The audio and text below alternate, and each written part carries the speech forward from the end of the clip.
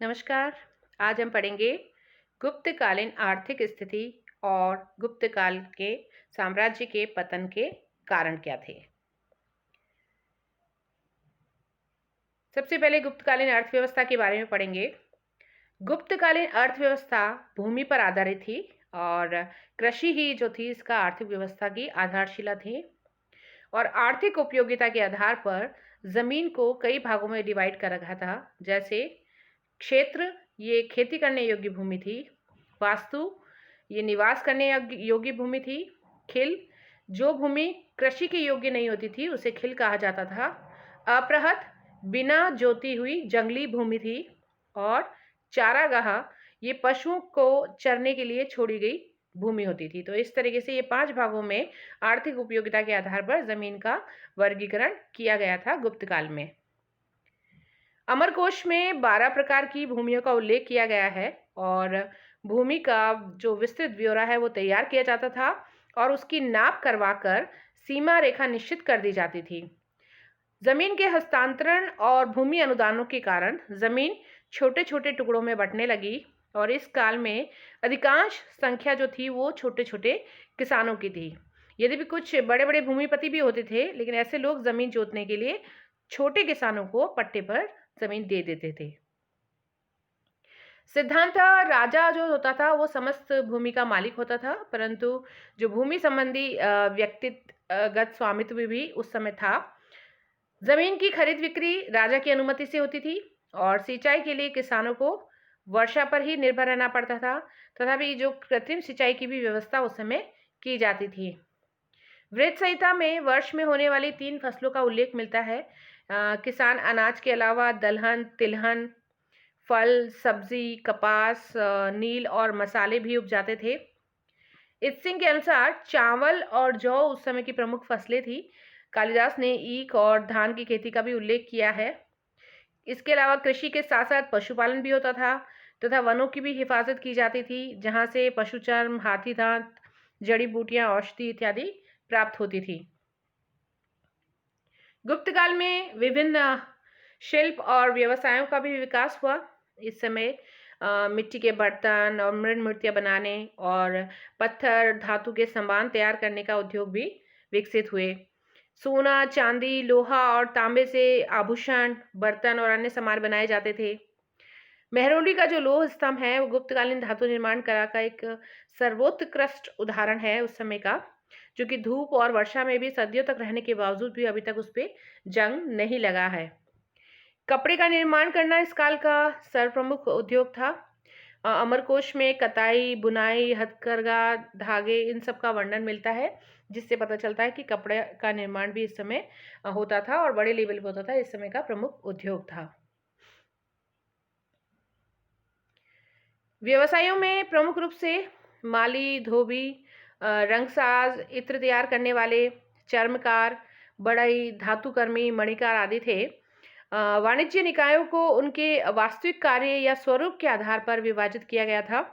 पहले नंबर पर श्रेष्ठी कुलिक निगम, जिनमें श्रेष्ठियों, हस्तशिल्पियों और श्रेणियों का केंद्रीय निगम या संघ होता था। पूग, ये विभिन्न जातियों के व्यापारियों का समूह होता था। श्रेणी, एक ही जाति के व्यापारियों का समूह होता था। और जो निगम है वो एक ही नगर के निवासियों का समूह होता था। तो इस प्रकार से वाणिज्य निकायों को उनके वास्तविक कार्य और स्वरूप के आधार पर विभाजित किया गया था। श्रेष्ठी, कुलिक निगम, पूग, श्रेणी और निगम। व्यापारियों की एक समिति होती थी जिसे निगम कहा जाता था और निगम का जो प्रधान होता था वो श्रेष्ठी कहलाता था। व्यापारियों के समूह को सार्थ और उनके प्रधान को सार्थवाह कहा जाता था। शिल्पियों और व्यवसायों के निगम, श्रेणी या संघ जो होते थे वो अपने व्यवसायों की देखभाल के अलावा स्थानीय प्रशासन में भी भाग लेते थे।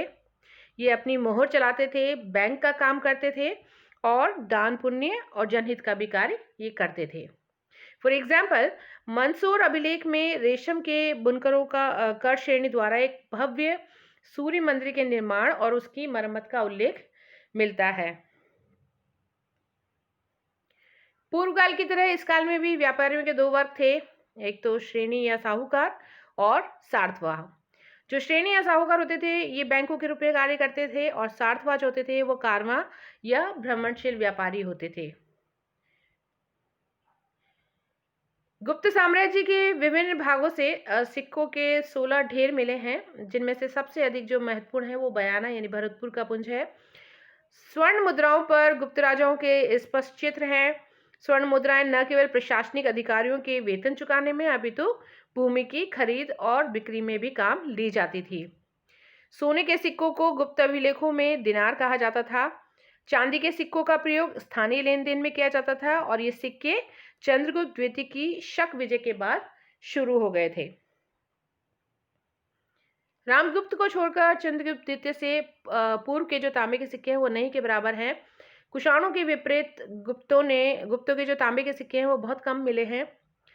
फायान के अनुसार साधारण जनता रोज के व्यवसाय में वस्तुओं की अदला बदली तथा कौड़ियों से काम चलाती थी, मतलब वस्तु की विनिमय प्रणाली थी और कौड़ियों के साथ काम चलाती थी। गुप्त काल में भारत तथा पाश्चात्य विश्व के बीच व्यापारिक संबंधों में भी गिरावट आ गई थी। विदेशी व्यापार की दृष्टि से इस काल में दो सर्वाधिक महत्वपूर्ण चेंजेस हुए। एक तो रोमन व्यापार का पतन हुआ, दूसरा दक्षिण भारत के तीनों प्रसिद्ध बंदरगाह मुजिरेस, अरिकमेडु और कावेरीपत्तनम का पतन हो गया था। तो एक तो रोमन व्यापार का पतन हुआ, दूसरा ये जो तीन बंदरगाह हैं मुजिरेस, अरिकमेडु और कावेरीपत्तनम, इनका पतन हो गया था। तथापि ताम्रलिप्ति बंदरगाह से चीन, लंका, जावा, सुमात्रा यानी जो दक्षिण पूर्व एशिया है उसके साथ व्यापार होता था। पश्चिम भारत का प्रमुख बंदरगाह उसमें भ्रगुकच्छ यानी भड़ोच था, जहां से पश्चिमी देशों के साथ व्यापार होता था। विदेशों को निर्यात की जाने वाली वस्तुओं में उस समय सर्वाधिक महत्वपूर्ण रेशम और मसाले थे, और पश्चिमी जगत से भारत में आयातित सर्वाधिक महत्वपूर्ण वस्तु थी मदिरा, बहुमूल्य रत्न, औषधियां और जड़ी बूटियां। गुप्त काल में पश्चिमी जगत से व्यापारिक संबंधों में थोड़ी गिरावट आई। आंतरिक व्यापार भी पहले जैसा उन्नत नहीं रह गया था। रोमन साम्राज्य के विघटन के बाद देशों से हो रहे व्यापार में गिरावट आई, क्योंकि फारस वासियों ने रेशम के व्यापार पर एकाधिकार प्राप्त कर लिया था, और रोमन साम्राज्य से गुप्तों की शत्रुता चल रही थी, जिससे भारतीय व्यापार प्रभावित हुआ। गुप्तकालीन आर्थिक व्यवस्था बहुत उन्नत नहीं मानी जा सकती है। भूमि पर बढ़ते दबाव के कारण और भूमिदान की प्रथा ने समाज में नए भूमिपति वर्ग को जन्म दिया, और किसानों और शिल्पियों की स्थिति बिगड़ गई। किसान और शिल्पी विभिन्न करों और बेगारों के बोझ से दब गए। आत्मनिर्भर गांवों के उदय ने उद्योग धंधों और व्यापार वाणिज्य को प्रभावित किया। फलतः सिक्कों का प्रचलन कम हो गया। फायान के अनुसार जो महत्वपूर्ण औद्योगिक नगर थे उनका ह्रास हो गया, और अनेक नगर उजाड़ बन गए थे। ऐसे नगरों में पाटलिपुत्र, मथुरा, तक्षशिला प्रमुख थे। तो इस युग में जहां आर्थिक संपन्नता नजर आती है, वहीं गरीबी के लक्षण भी स्पष्ट रूप से दिखाई देते हैं। अब हम पढ़ेंगे गुप्त साम्राज्य के पतन के कारण क्या क्या थे। तो गुप्त साम्राज्य के पतन के लिए अनेक कारण उत्तरदायी थे, तो कुछ का उल्लेख मैंने यहाँ किया है, उसके बारे में पढ़ेंगे। राजनीतिक कारण में दुर्बल शासक और साम्राज्य पर आक्रमण। गुप्त साम्राज्य के पतन के लिए राजनीतिक कारण बहुत अधिक उत्तरदायी थे। इनमें एक प्रमुख कारण यह था कि स्कंदगुप्त के बाद गुप्त राजाओं में अधिकांश जो थे वो अयोग्य और दुर्बल राजा निकले। बुधगुप्त अंतिम शासक था जिसने राजवंश की एकता को बनाए रखने का प्रयास किया, और उसके बाद स्थिति बिगड़ती चली गई। गुप्त वंश में उत्तराधिकार के किसी निश्चित नियम का अभाव था, जिस वजह से पारिवारिक कलह और गृह युद्ध की स्थिति हमेशा बनी रही, और इस अव्यवस्था का लाभ उठाकर जो अनेक अधीनस्थ शासक थे वो स्वतंत्र हो गए, फ्री हो गए, और राजघराने की स्थिति से लाभ उठाकर अनेक क्षेत्रों में स्वतंत्र राजघराने की स्थापना हुई, जिनमें मोखरी, मेत्रक और गौड़ ये जो राज्य थे। कुमारगुप्त प्रथम के समय में साम्राज्य को विदेशी आक्रमणकारियों का भी सामना करना पड़ा, जो हूण आक्रमणकारी जाति थी, जिसमें तोरमाड़ और मिहिर कुल उस समय आए थे। इनके आक्रमणों ने साम्राज्य के विघटन की प्रक्रिया को तेज कर दिया। प्रशासनिक दुर्बलता, जिसमें सामंती संघीय व्यवस्था इस गुप्त साम्राज्य के पतन का कारण बनी। गुप्तों ने एक विशाल साम्राज्य की स्थापना की, लेकिन वो उसे एक सुदृढ़ और प्रशासनिक ढांचा प्रदान नहीं कर सके। गुप्तों की जो प्रशासनिक व्यवस्था की सबसे बड़ी दुर्बलता थी उसका संघीय सामंती गठन। गुप्त शासकों ने जिन क्षेत्रों पर अपनी सत्ता स्थापित की उनमें बहुत कम पर ही सीधा प्रशासनिक नियंत्रण रखा, अधिकांश क्षेत्र को गुप्तों ने अपने अधीनस्थ शासकों या सामंतों को प्रशासनिक स्वायत्तता देकर सौंप दिया। फलते क्या हुआ, गुप्त साम्राज्य की अधीनता स्वीकार करने के बावजूद इन अधीन राजाओं की जो वास्तविक स्थिति में कोई चेंजेस नहीं आया और स्कंदगुप्त तक तो इन अधीनस्थ शासकों पर सम्राट का नियंत्रण बना रहा, परंतु जैसे ही दुर्बल शासक गद्दी पर बैठे तब अनेक अधीनस्थ जो शासक और सामंत थे उन्होंने अपनी स्वतंत्रता घोषित कर दी। अपने अपने स्वतंत्र राज्यों की स्थापना इन्होंने कर ली और फिर गुप्त साम्राज्य का विनाश कर दिया। गुप्तकाल में सरकारी पदों पर नियुक्ति करते समय योग्यता का ध्यान नहीं रखना, एक ही व्यक्ति के हाथों में एक से अधिक महत्वपूर्ण पदों के केंद्रित होने की प्रवृत्ति, राजकीय पदों के वंशानुगत बनने की प्रवृत्ति और अधिकारियों को नगद वेतन नहीं देकर जमीन देने की जो प्रथा के कारण इन अधिकारियों का निजी स्वार्थ जो था वो महत्वपूर्ण हो गया था। राजा की शक्ति कमजोर पड़ते ही अनेक प्रांतीय शासकों सैनिक अधिकारियों ने स्वयं अपनी सत्ता स्थापित कर ली। गुप्तों ने मौर्य की तरह स्वयं की एक स्थायी सेना का गठन नहीं किया था। सैनिक आवश्यकताओं की पूर्ति के लिए वे हमेशा अधीनस्थों पर आश्रित रहे तथा उनके पास इतनी शक्ति नहीं थी कि वे विद्रोही सामंतों को दबा सकते, इसलिए संकट की घड़ी में उन्हें पर्याप्त सैनिक सहायता प्राप्त नहीं हो सकी। एक रीजन था आर्थिक, जिसमें क्या होता है भूमि पर दबाव बढ़ना। आर्थिक कारणों ने गुप्त साम्राज्य के विनाश में बहुत सहायता पहुंचाई। इस काल में भूमिदान की जो प्रथा और कृषि पर अत्यधिक जोर देने के कारण आत्मनिर्भर गांवों का उदय हुआ। किसान, कारीगर, मजदूर सभी जमीन से बंध गए, उनकी गतिशीलता समाप्त हो गई और इस व्यवस्था का बुरा प्रभाव पड़ा उद्योग धंधों, व्यापार वाणिज्य और नगरों पर। अनेक पुराने जो व्यापारिक और औद्योगिक केंद्र थे वो इस वजह से नष्ट हो गए और इसका दुष्परिणाम पड़ा मुद्रा व्यवस्था पर।